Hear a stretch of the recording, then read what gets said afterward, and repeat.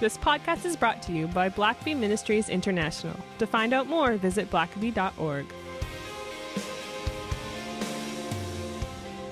Welcome to the Richard Blackaby Leadership Podcast. My name is Sam, and I'm your host. And sitting across from me is none other than Dr. Richard Blackaby. Welcome. It's good to be with you again, Sam. It's always a pleasure, Richard.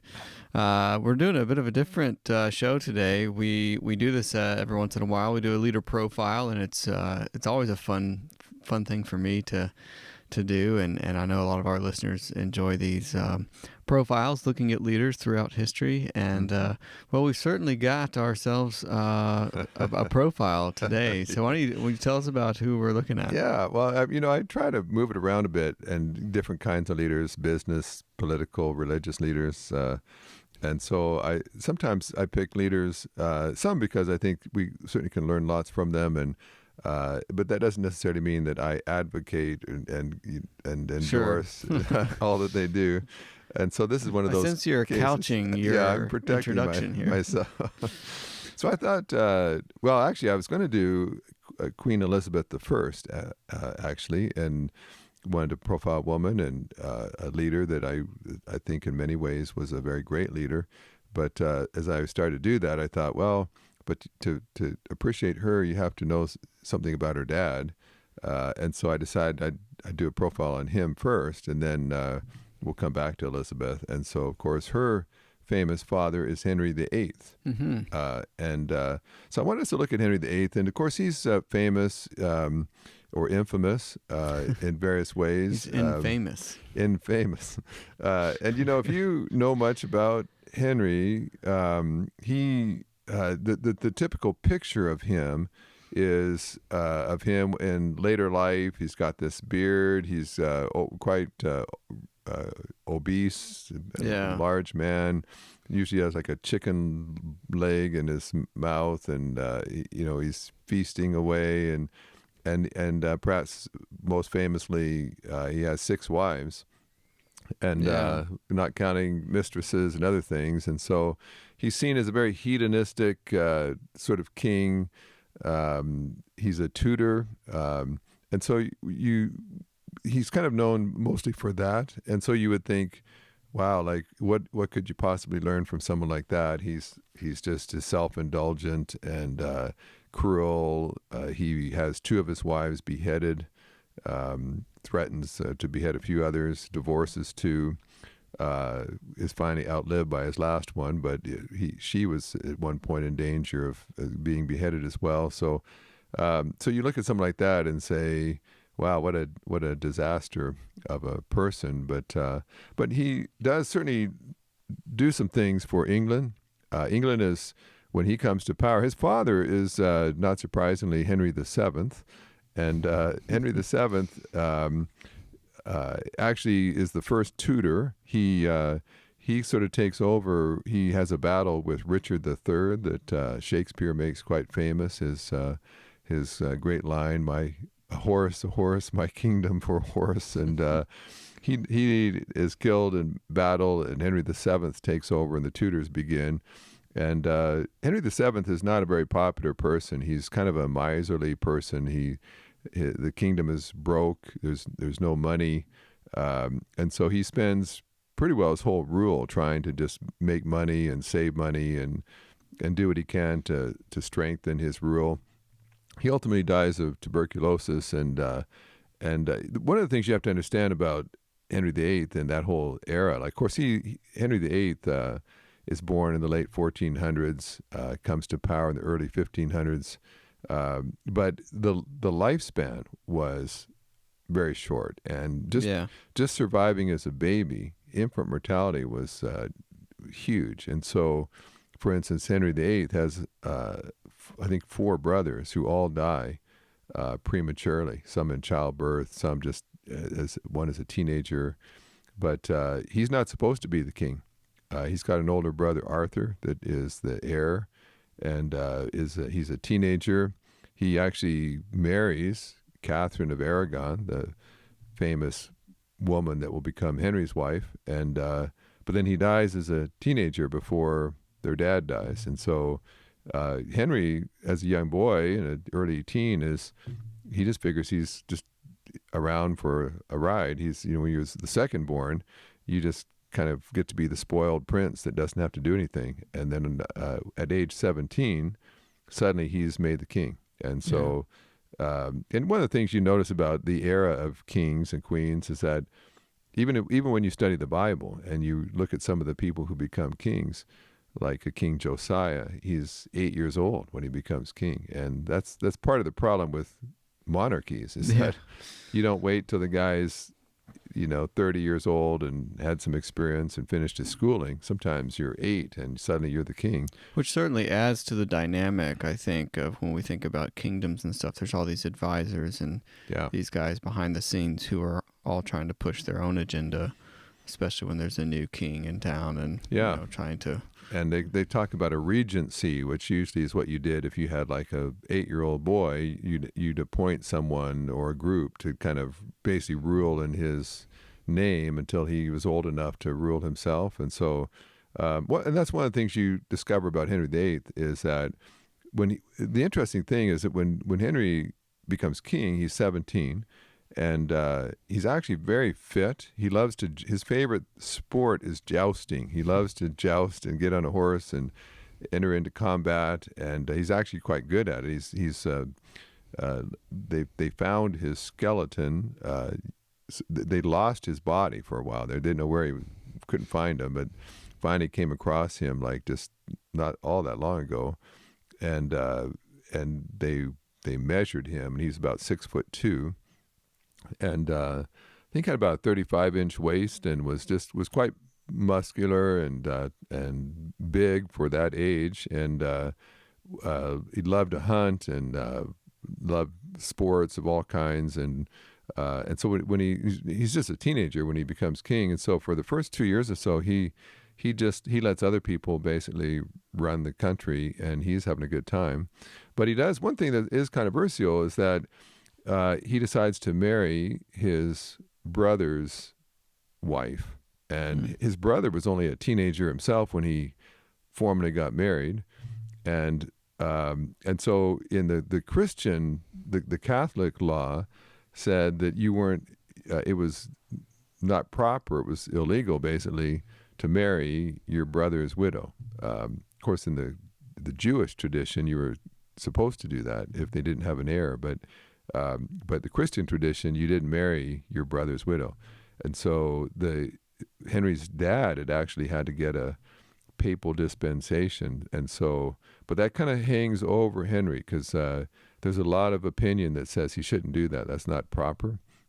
And she's 6 years older than him. So he's 17 and he, within like 2 months, he decides, I guess, to show that he's his own man and he'll do what he wants, and so which cost him often. And so he marries his brother's widow, and then the other thing that really drives so much of Henry and especially his marriages is that his father is the first in the line of Tudors, and he's had like 5 sons, only one of which survives to adulthood. One of 5, and so if you're going to pass on your family tree, you want heirs.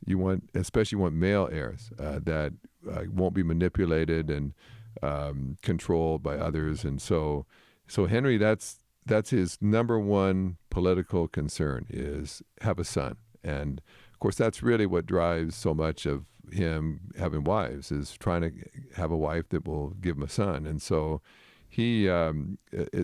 so it's interesting how that plays out. He actually has a son from a mistress, and for a while there, it looks like that's the only son he's going to have. So he's already planning on having this illegitimate son, which is not normally done by kings, but he makes him a duke, and he's grooming him to take over as king one day. And then when he's about 15, that boy dies, and it's just amazing when you read the story. Catherine of Aragon, his wife, has at least 5 or 6 kids. All but one dies in childbirth or before coming to term. She only ever has one healthy child, and that's Mary, the daughter. And so ultimately, he decides, and she's a very, very devout Catholic, which interestingly, so is Henry. Henry is very devout, but the church will not give him a divorce. He will not. So ultimately, he goes back to the fine print and says, well, I really shouldn't have married her in the first place.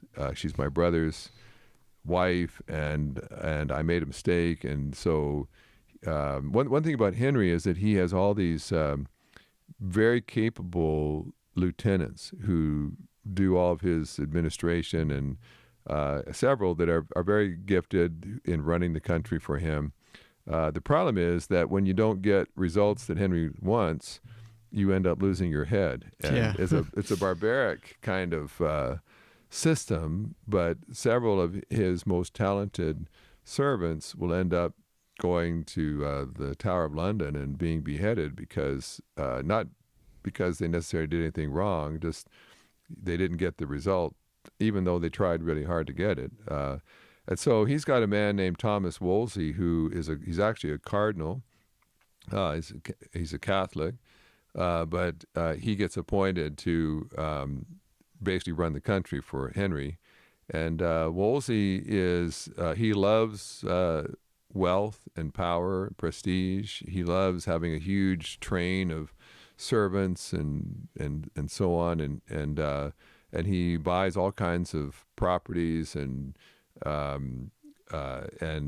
loves opulence and power. He works really hard. I mean, he kind of earns his wealth, but next to the king, he is by far and away the most powerful person. But what you find is that all these powerful people have enemies, and they all want to bring them down. And so Henry oftentimes follows a whim, and then when the whim doesn't work out, he blames his lieutenant and has him beheaded. And so he tells Wolsey, basically, you're a Catholic cardinal, I want a divorce, get it worked out. And he tries, he does everything he possibly can, but he falls short. The Pope won't grant a divorce, and you'd think, you would hope it was just because there were people of principle. Yeah.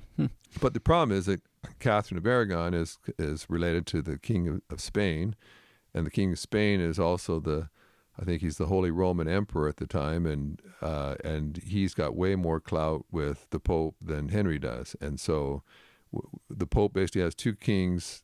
One doesn't want him to get a divorce, and one does. So he listens to the more powerful king, and doesn't give Henry what he wants. And so Wolsey is discredited, and of course he has nothing to do with that. He tried to get the divorce, but so he would have been beheaded. He actually gets arrested and he's taken to the Tower, but he's quite sick by that point, and he dies before he can be beheaded. So mercifully, he dies of a terminal illness and does not have to have the humiliation of being the most powerful person next to the king and then being beheaded. But the interesting thing about Wolsey is that so the way it works is and the thing about Henry is one thing he does is he builds up the kingdom and the role of king. He wants, and people, if you study English history, you realize that, of course, the country takes great pride in its king or queen, and if you've got a powerful, opulent monarch, then that means you're a powerful nation. And so he just is obsessed with houses and properties. And so Henry just buys, I mean, he had over 70 homes and all kinds of hunting lodges and different things. And so one of the things, a lot of times he would give some of those away to different nobles to kind of keep them happy, but he's constantly buying properties and building properties, and so Wolsey, his lieutenant, is building this new property about 15 miles outside of London called Hampton Court, and it's beautiful, and it's modern and opulent, and so at a certain point, it's nicer than just about anything that the king has. And so when Wolsey starts to realize he's in trouble with the king, he graciously offers to give it to the king, and the king graciously receives it. And so, Sam, you and I were there at Hampton Court last summer. We'll have to post a few pictures. It's it's really something to see these houses that the kings and queens of England had. But when you're branded a traitor, then that means that all of your property goes to the crown. And so ultimately, everything that Wolsey had, the King Henry takes over. And so he's already been given Hampton Court, but Wolsey's got a bunch of property. He's got one place called York Place in London that he forfeits, and it gets renamed eventually to Whitehall. And for years and years and years, it was the largest palace in all of Europe. And in fact, it became the center of British government. In fact, even now, you'll hear things about coming out of Whitehall. Now, Whitehall itself burned down. It doesn't even exist pretty well anymore, but the name came to represent British government. Mm-hmm. But that was Wolsey's property as well. And Wolsey also was building a beautiful tomb for himself I think at Windsor, in the palace, or Windsor Castle, and that gets forfeited as well. And Henry was going to use it for himself, but he never got around to finishing it. It was very expensive, and ultimately, part of it was used to bury Lord Nelson. I think it's just funny how some of these things get passed around and renamed, and you go back, and so anyway, Wolsey fails to get the divorce. So Henry very famously decides that he's going to pass a law that the King of England is the head of the English Church, not the Pope. And so he has to, first of all, set up his own church, and so he sets up Archbishop of Canterbury to be the head of the church, the new church, and gets somebody, Thomas Cranmer, to be in charge of that. And Cranmer dutifully gives him the divorce that he wants. And so you see a lot of things that are, you just see some recipes for danger. One is when you have the state involved in the church. It's never a good recipe. Even today, anytime that religious leaders get too close to government, it's never good for the church. Yeah. And you can just see the church trying to keep government happy, and it never comes out well for the church. It's always compromise, and which you can see that in the Church of England even to this day. But also when you see someone like Henry, he builds up the kingship. But the thing that's sort of interesting about him, or just to say for break, is that he doesn't always just rule by decree. He has this sort of veneer of working with Parliament, and that actually makes him very powerful, because usually the kings that get in trouble are the ones who act as if they don't need Parliament. Right. And that's really what led to the French Revolution, is the King of France just didn't call Parliament because he didn't want to have to do what they said. Henry would work with Parliament, but they tended to kowtow and give him what he wanted. And so, for instance, if he wants to behead one of his wives, he'll have this little investigation, and then the Parliament will pass a decree. And I'll tell you, as I was just kind of rereading, by the way, this information is from a book called Henry VIII, King and Court by Alison Weir. And Alison Weir is a good biographer. She's written several. She actually wrote the biography on Queen Elizabeth as well that I'll have us talk about sometime. But with Henry, what you see is that he gets surrounded by sycophants that just keep telling him that he's wonderful. They're terrified to ever challenge him. Henry VIII actually had like a necklace or something that he wore, a locket that he wore often around his neck, and basically it said, "I would rather die than change my mind." So once he believed something, you didn't challenge him, and so, but that's just never good. And you watch Henry VIII as he gets older, that when you're constantly told it's not your fault, you've been married 6 times, but none of that's your fault. Like you were lied to, your lieutenants misled you. and it turns you into an egomaniac. And Well, and, you think about what a lonely place to be, where if you're the king and you've got no one who will tell you the truth. yeah. And that's a horrible place to be. Yeah. In fact, his last wife, Catherine Parr, was Protestant, and she handled herself quite well for the most part.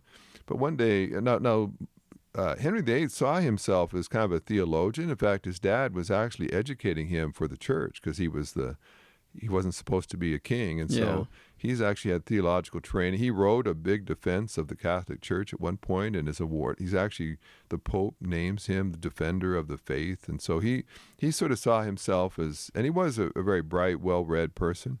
But one day he's talking with his wife Catherine, and she's kind of challenging him and basically out-arguing him, and it really makes him mad that he got bested in argument by his wife, and so he starts complaining about that, and there were always enemies, always people ready to encourage him to do in his wife, and so one person comes along and says, "Well, that kind of disrespect is disloyal, and basically That's treason. It's treason, and so what a convenient mechanism. Yeah, to always win, and so he actually starts things in motion to arrest his sixth wife.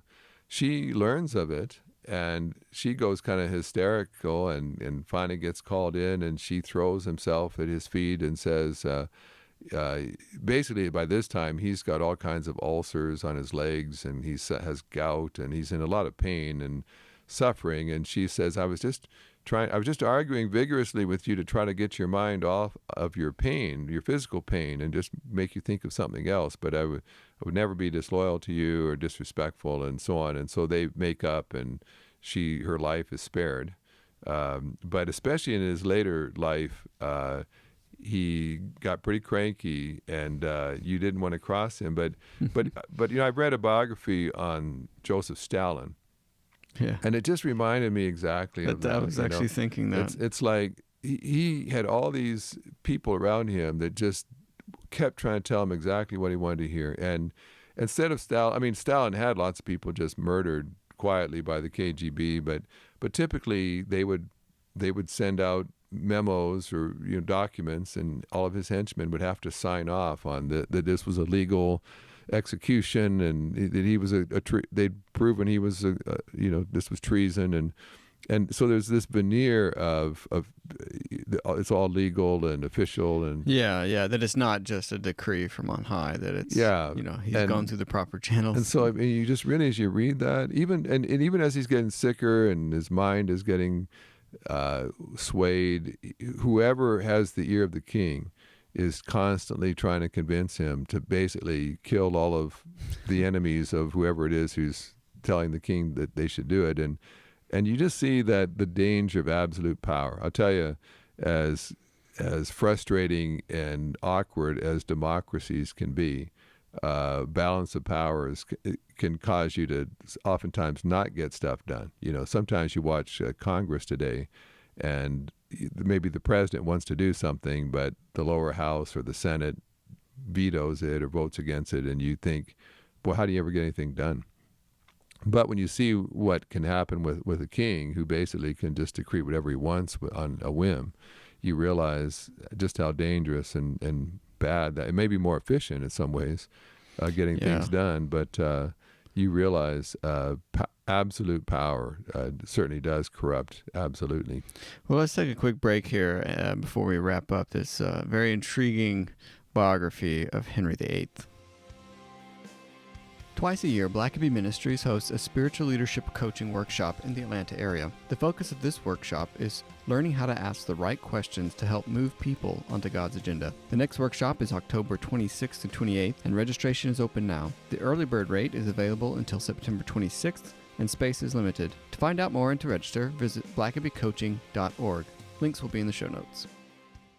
So, Richard, Henry VIII is not someone that springs to mind when you think of great leaders, or even necessarily a leader. I mean, he was a king in history, and so it's just been fascinating to learn some of his biography.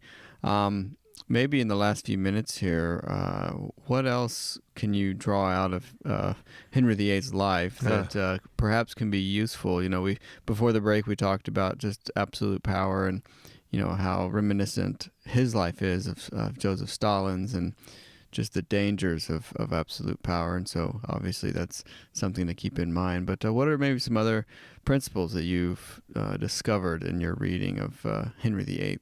Well, it's interesting. So much of history, when you look back, is on chance, on just happenstance. It's if Catherine of Aragon, his first wife, had a son instead of a daughter, what would have changed? There might never have been a Church of England. But because she has a daughter, and she's a very strong Catholic, ultimately, the Anglican Church is birthed, and so eventually, of course, Henry falls in love with the lady in waiting, Anne Boleyn, and the thing that you don't always realize is that because sometimes you just think that's pretty cruel. If your wife falls out of favor, you just have her beheaded. But I think most people would think that's pretty cool. But people like Anne Boleyn, now she had Protestant leanings, and but the thing when you read about people like her, they don't just fall in love with the king. Obviously, they want to get all of their family into positions of power, and so it's along with Anne Boleyn comes all of her relatives and friends, and they take over prominent, lucrative positions, and they oust families of other families and people. And Anne, particularly, just had a lot of she made a lot of enemies, and so what happens is it's not just like I'm just tired of Anne. It's like all of her family are now controlling the British government, and they have many enemies who want the family out. And so often, like for instance, when Anne Boleyn is beheaded, usually several of her relatives will get beheaded too. They sort of purge, and that's what made me think of Stalin. It's like these purges, So then the next family comes in, and in that case, it was Jane Seymour. And by the way, Anne Boleyn, interestingly about her is that like all these women, and Anne as well, just like Catherine, had maybe 4 or 5 miscarriages. And they all desperately want to give the king a son. If you can just give him a son, then you're kind of safe. Because he's going to really want to hold on to that son, and he's not going to want to kill the son's mother. We can't even imagine that. But these women are just desperate to give birth to a son. And so Anne, she may have gotten pregnant 4 or 5 times. She only ultimately gives birth to one healthy child, and it's a girl, Elizabeth.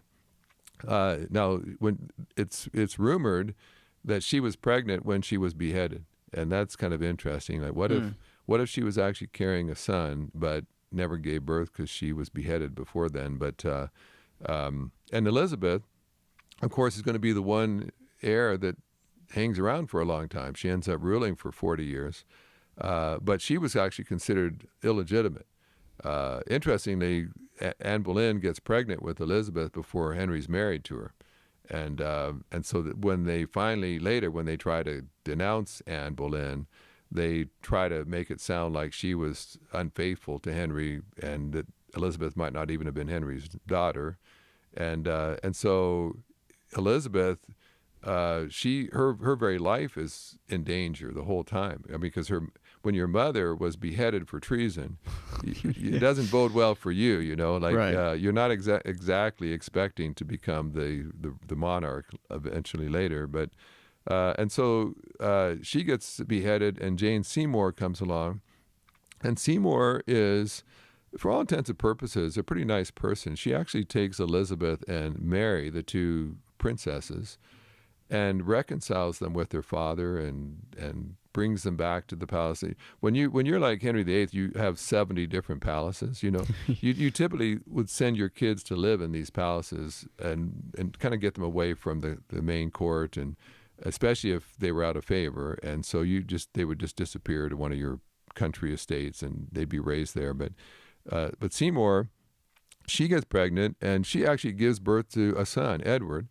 But things were so barbaric back then, the medicine, the sterilization and so on, that they think that she probably got infected with just unsterilized birthing equipment, and she dies not long after giving birth. But she's at least given birth to a son, and Edward, that being a son, even though he's the third child, he immediately goes to first in line as an heir.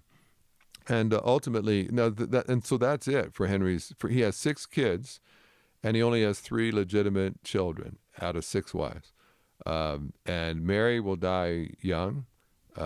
Edward will die when he's like 17 or so. He'll die. And Elizabeth will end up reigning for 40 some years, but never gets married and never has kids. And so Henry, his big desire is, I want to continue this dynasty. I want the Tudor dynasty to last for many, many generations to come.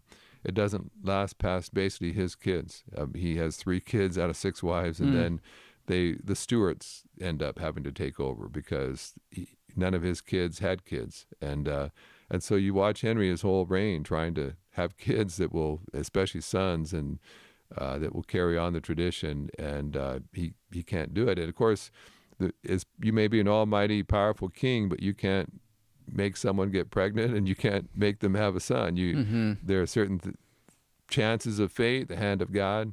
There are just certain things out of the control of a leader, and that's certainly one of them. And so Jane Seymour dies in childbirth, and so he marries. He hears of this Anne of Cleves, this princess in Germany who's a Protestant, and he decides he sees a picture of her. A famous painter, Holbein, has painted this picture of this beautiful German princess, and so he decides to marry her. She arrives in England, and he's less than impressed. He thinks that there was some early photoshopping being done, some embellishment by the artist. So he doesn't stay married to her very long, but now he's got a church that will annul marriages for him if he wants, and so they annul that one. And he ultimately kind of becomes friends with her, gives her some houses, and lets her stay in England. But he's done with her. Marries a teenager, Catherine Howard. But by this time, Henry VIII is old, and he's obese, and he's sickly, and he's married this teenage girl, and so she cheats on him, which is, of course, the huge double standard. Henry VIII, he could cheat all he wanted, but if your wife was supposed to be chaste and faithful, even and look the other way while the husband is cheating on her, but of course, all of Howard's relatives are now in power, and all their enemies want them out of power. And so ultimately they come to Henry and say, hey, we've found evidence your wife is being unfaithful to you, and so you need to behead her and all of her relatives. And so at 17, she's beheaded. And you think, here's this young girl, just really a tool of these families wanting power. And she's famously, when she gets to the Tower of London, she asks for the chopping block to be brought to her room so she can practice placing her head with dignity upon it before it's beheaded. And so she is beheaded, and Catherine Parr ultimately is the 6th wife, and she never has kids. Henry is older now, and she's, I think, maybe a little bit older, but she sort of nurses him and tries to keep his temper under control. But right up until he is dying, he's having people sent to the chopping block, and people just live in fear of him, especially as he gets older. And, he was not known that way. When he started out, he was known as very generous and likable, and they called him more of a companion than a king. He was a good friend. He was quite liberally educated, and better educated than most kings had been to that point. But, you watch him suffer disappointments and all of the lobbying that goes on all the time, trying to sway him and plant thoughts in his head. And then just disappointments, having a son born and then dying in infancy, trying desperately to do things the way you want and being foiled. And then just all the illnesses. Like if you have gout, it's a very painful thing, and he's got ulcers in his legs. He can't ride horses after a while, or at least can't joust. And you just wonder, sometimes when you read about kings that get really cruel, you wonder how much of that was gout. You wonder how much of that was just he had ulcers all over his legs, and he was just irritable and in pain all the time. And you wonder how many wars have been fought because a ruler just had a physical ailment that just kept him up at night and put him in a cranky disposition. But we'll never know all that. But in his later years, he was really a terrifying man. And interestingly, his 3 children all spoke reverently of him. They all feared him, of course, for their life. Yeah. But he dies, and he actually leaves the country in debt. He fought some wars, and he loved to spend money, and he loved to buy houses and refurbish houses, and so he was always determined to make the kingship look really impressive. And he was always competing with the king of France. He wanted to.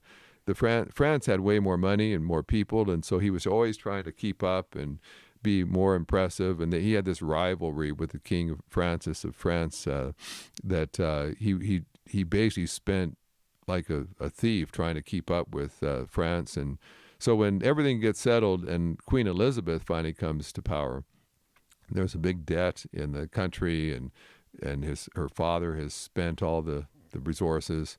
And to Elizabeth's credit, when she dies, there's actually a surplus in the bank. She rules for over 40 years and does so carefully and not nearly as extravagantly, and sort of reclaims some of her father's honor. But Henry VIII is famous as a king, a terrifying king.